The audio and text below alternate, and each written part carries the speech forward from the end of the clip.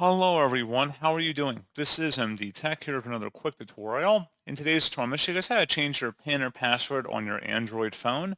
So maybe you've given out your password and you're looking to change it just for security reasons. In today's tutorial, I'm going to show you guys how to do it. And without further ado, let's go ahead and jump straight into it. So all you have to do is open up the settings window and you want to select network and internet and select the mobile network security button near the bottom.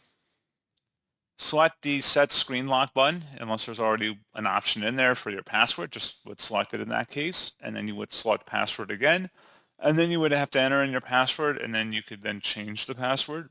So very straightforward, intuitive process here, guys. And as always, thank you for watching. I do hope that I was able to help you out, and I do look forward to catching you all in the next tutorial.